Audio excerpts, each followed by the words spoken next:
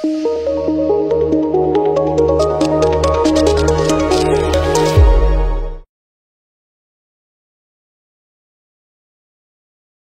Viewers, నేను doctor Suma, consultant 49 fertility centre Vijayawada.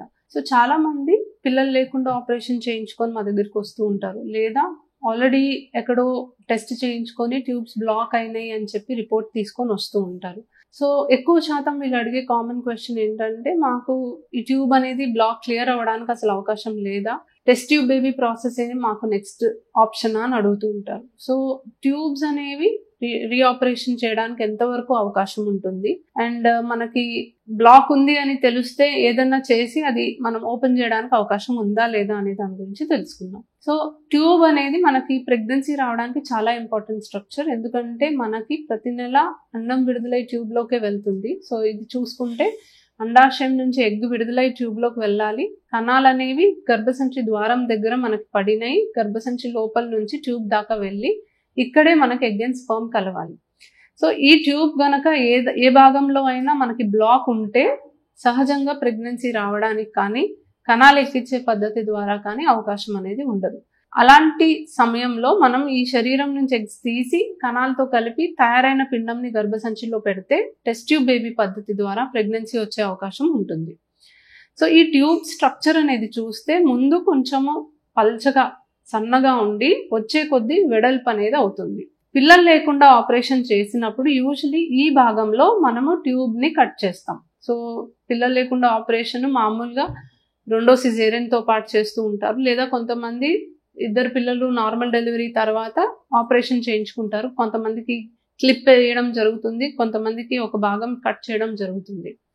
So ఇంతకుముందు operation ఎలా చేశారు అంటే, క్లిప్ వాడారా, లేదా పూర్తిగా కట్ చేశారా, లేదా మనము కరెంట్ పెట్టి దాన్ని బ్లాక్ చేసామా, ఏ భాగంలో చేసాము, ఇలాంటివన్నిటిపైన రీఆపరేషన్ ఎంతవరకు మనకి వర్కౌట్ అవుతుంది అనేది డిపెండ్ అవుతుంది. సో చిన్నగా జస్ట్ క్లిప్ పెట్టుంటే ఆ క్లిప్ అనేది తీసేస్తే చాలా మటుకు మనకి ట్యూబ్ మళ్ళీ ఓపెన్ అవ్వడానికి అవకాశం ఉంటుంది. ఎక్కువ ట్యూబ్ డ్యామేజ్ అవ్వదు కాబట్టి రీఆపరేషన్ సక్సెస్ అవ్వడానికి ఎక్కువ ఛాన్స్ ఉంటుంది. ఎక్కువ ట్యూబ్ అనేది తీసేసి ఉంటే, అంటే మామూలుగా ట్యూబ్ ఒక 10-12 సెంటీమీటర్లు ఉంటుంది, కనీసం ఒక 5-6 సెంటీమీటర్లు ట్యూబ్ మిగిలి ఉంటే మనకి సక్సెస్ అవ్వడానికి రీఆపరేషన్ ఎక్కువ అవకాశం ఉంటుంది.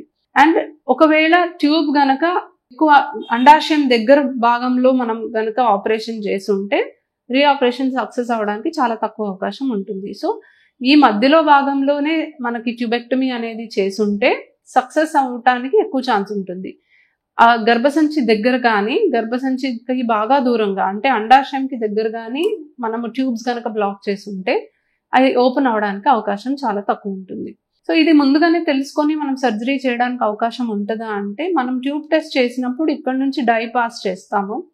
ఈ డై కొంత దూరం వరకే వెళ్ళి బ్లాక్ అయిపోయిన చోట ఆగిపోతుంది. సో ఇటువైపు ట్యూబ్ ఎంత భాగం ఉంది మనం కనిపెట్టగలం, కానీ ఇటువైపు ట్యూబ్ ఎంత భాగం మిగిలింది అనేది మనం ఏ టెస్ట్ ద్వారా కూడా తెలుసుకోలేము. కాబట్టి నార్మల్గా ఆపరేషన్ టైంలోనే ట్యూబ్ ఎంతవరకు హెల్దీగా ఉంది, ఎంత మిగిలింది, ఏ భాగంలో సర్జరీ అయ్యింది, సక్సెస్ అవ్వడానికి ఎంత మటుకు అవకాశం ఉంది అనేది మనం చెప్పలేము. సో ఈ సర్జరీ చేస్తే యూజువలీ మనకి రీఆపరేషన్ ద్వారా ట్యూబ్ అనేది మళ్ళీ అతుక్కోవడానికి 50-50 ఛాన్సే ఉంటుంది. 50-50 ఛాన్స్ ఉంటుంది కాబట్టి సర్జరీ చేసిన తర్వాత ఒక 6 మంత్స్ పాటు హస్బెండ్ వైఫ్ ట్రై చేసుకోమని చెప్తాము. 6 మంత్స్ తర్వాత కూడా వాళ్ళకి ప్రెగ్నెన్సీ రాకపోతే ట్యూబ్ టెస్ట్ మళ్ళీ రిపీట్ చేస్తాము. ట్యూబ్స్ కనుక ఓపెన్ ఉన్నట్టుగా వస్తే ఇంకొక 6 మంత్స్ ట్రై చేయమంటాం. ఒకవేళ ట్యూబ్ కనుక బ్లాక్ అనే వస్తే 6 నెలల తర్వాత వాళ్ళు మళ్ళీ టెస్ట్ ట్యూబ్ బేబీ ప్రాసెస్కి వెళ్ళాలి. సో ఒక కపుల్ మా దగ్గరకు వచ్చారు, కొంచెం యంగ్ కపులే, వాళ్ళకి మేజర్ ప్రాబ్లం ఏమీ అనిపించట్లేదు, హస్బెండ్ స్పర్మ్ కూడా బాగుంది, ప్లస్ వాళ్ళకి అంటే మళ్ళీ ఇంతకుముందు అన్ని నార్మల్ డెలివరీస్ అయినాయి, ఎక్కువ ఆపరేషన్స్ అవ్వలేదు అనుకుంటే రీఆపరేషన్ ఒక ఆప్షన్ ఇస్తాము. బట్ 50-50 ఛాన్స్ ఉంటుంది, మీకు ఐవీఎఫ్ అనే ఆప్షన్ కూడా ఉంది అని కూడా వాళ్ళకి తెలియజేస్తాము. వాళ్ళు డిసైడ్ చేస్తారు. అదే మ్యారేజ్ అయ్యి మరీ ఎక్కువ కాలం అయింది, ఆపరేషన్ అయ్యి కూడా చాలా ఎక్కువ కాలం అయింది, ఎగ్స్ ఆల్రెడీ తగ్గినాయి, కణాలు కూడా తక్కువ ఉన్నాయి, ఇలాంటి సమయంలో ఐవీఎఫ్ఏ బెటర్ ఆప్షన్. సో ఒక కపుల్ వచ్చినప్పుడు వాళ్ళ కండిషన్ని బట్టి, వాళ్ళ ఏజ్ని బట్టి, వాళ్ళకున్న ప్రాబ్లమ్ని బట్టి, వాళ్ళకి పెళ్ళై ఎంతకాలం అయింది అనే దాన్ని బట్టి ఇలా రకరకాల దాని బేసిస్ మీద మేము రీఆపరేషన్కి వెళ్ళాలా, టెస్ట్ ట్యూబ్ బేబీ ప్రాసెస్కి వెళ్ళాలా అని చెప్తూ ఉంటాం. సో ట్యూబ్ బ్లాక్ అయింది అని ఆల్రెడీ ఒక రిపోర్ట్తో వస్తూ ఉంటారు. పిల్లలు లేకుండా ఆపరేషన్ చేయకపోయినా బ్లాక్ అవుతూ ఉంటాయి. సో అలాంటి రిపోర్ట్ ఉన్నప్పుడు ఓపెన్ అవ్వడానికి ఎంతవరకు అవకాశం ఉంది. సో గర్భసంచిలో కెమెరా వేసి ఒక గైడ్ వైర్ పాస్ చేసి ట్యూబ్ ఓపెన్ చేయడానికి కొన్ని సందర్భాల్లో అవకాశం ఉంటుంది. కానీ ఇది కూడా కన్ఫర్మ్గా ఓపెన్ అవుతుంది అని చెప్పలేం.